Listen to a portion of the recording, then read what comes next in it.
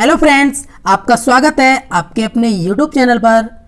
तो फ्रेंड्स, आज हम सीखेंगे भिन्न जिसे हम इंग्लिश में फ्रैक्शन कहते हैं। और भिन्न हम किसको कहते हैं, भिन्न के क्या प्रकार होते हैं, आज हम सारा कुछ सीखने वाले हैं और भिन्न के प्रश्नों को भी हम हल करेंगे। तो दोस्तों, मैं आपको बता दूं कि जो भिन्न होती है, भिन्न हमारी अंश और हर में बटी हुई होती है।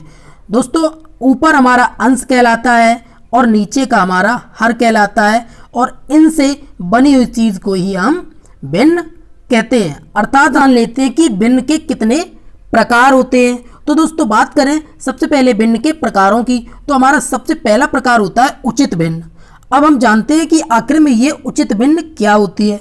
तो दोस्तों, मैं आपको बता दूं कि आपकी कोई भी भिन्न जिसका आपका अंश आपका कौन सा होता है, ऊपर वाला अंश आपका हर से छोटा हो। कैसा हो, अंश आपका छोटा हो। जैसे कि इसमें 2 है, हर हमारा 5 है, तो हमारी ऐसी भिन्न उचित भिन्न कहलाती है। ऐसी भिन्न हमारी क्या उचित भिन्न कहलाती है, जिसमें हमारा जो अंश होता है, अंश छोटा हो हमारा और हमारा हर बड़ा हो अंश से। ठीक है, तो ऐसी भिन्न हमारी उचित भिन्न कहलाती है। जैसे कि आपका कहीं दे रखा हो 5/7।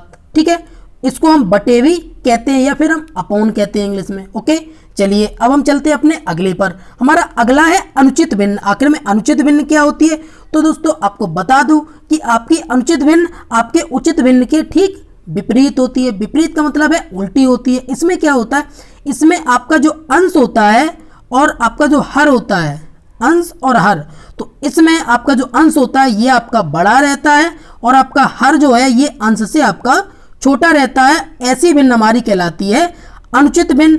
आप जान लेते हैं कि अनुचित भिन्न हमारी किस तरीके की होगी।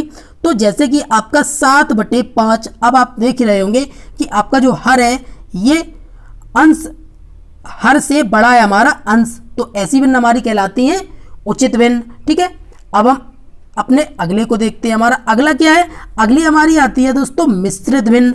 अब ये मिश्रित भिन्न क्या होती है, तो इसको भी जान लेते हैं।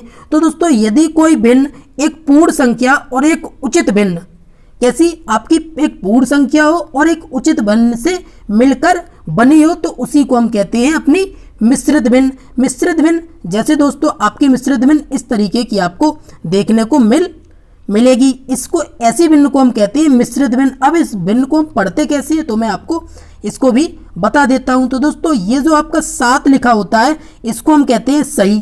तो 7 सही 3/9, इस तरीके से हम इसको पढ़ते हैं। ठीक है, और जब हम इसको सॉल्व करते हैं तो हमारी एक तरीके की जो हमारी अनुचित भिन्न होती है, यही हमारी मिश्रित भिन्न है। जैसे कि आप जब इसको सॉल्व करेंगे तो हम किस तरीके से सॉल्व करते हैं, इन दोनों का हम करते हैं गुणा। क्या करते हैं दोस्तों, इन दोनों का करते हैं गुणा हम, और हम इसका इसमें कर देते हैं जोड़, जो भी निकल के आए। जैसे कि आपका निकल के आया 7 9 63।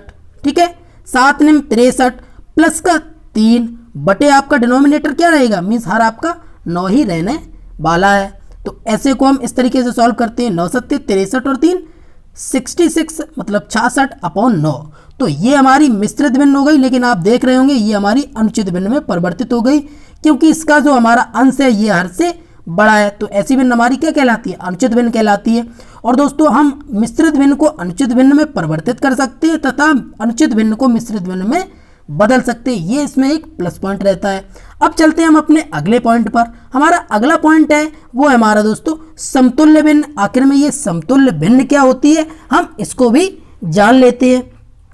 तो दोस्तों, आपकी जो समतुल्य भिन्न होती है, इसमें क्या होता है कि आपकी कोई भी अंश में और हर में हम कोई भी संख्या का गुणा कर दें, मतलब किसी अशून्य संख्या का, जो शून्य ना हो, अशून्य संख्या का गुणा या भाग कर दें। क्या कर दें, गुणा कर दें या हम इसका भाग कर दें।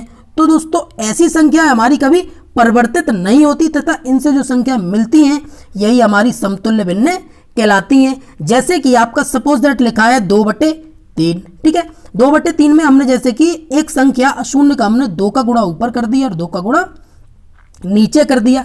जब ऐसी संख्याओं को हम गुणा करेंगे तो अब आप देख रहे होंगे 2 दूनी 4 और 2 तिया 6।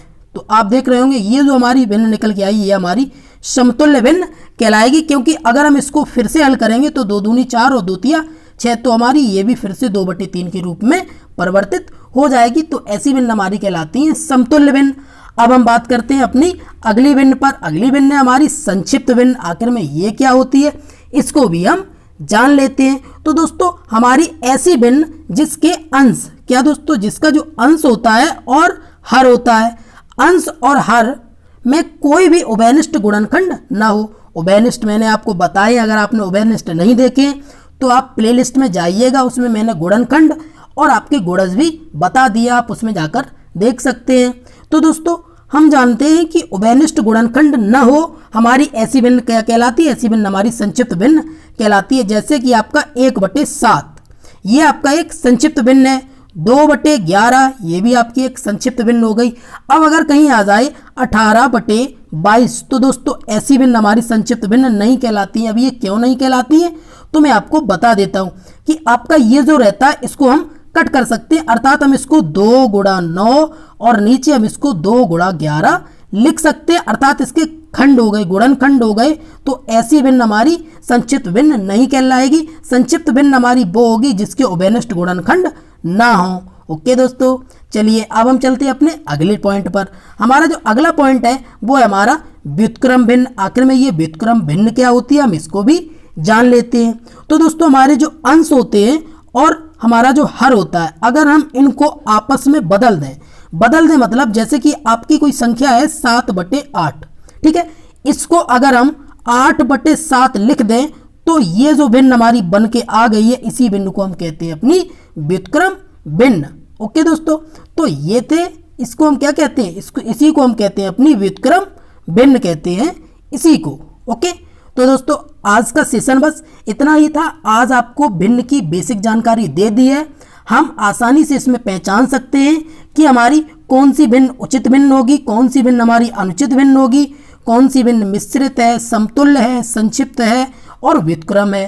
ठीक है दोस्तों, अगर आपको किसी भी क्वेश्चन में कोई भी प्रॉब्लम हो तो आप हमें कमेंट बॉक्स में पूछ सकते हैं। और दोस्तों इसी तरीके की वीडियो मैं आपके लिए लेकर आता रहूँगा और आपके अगले सेशन में हम बात करेंगे भिन्नों के जोड़ की, भिन्नों के घटाने की, भिन्नों के गुणा की, भिन्नों के भाग की।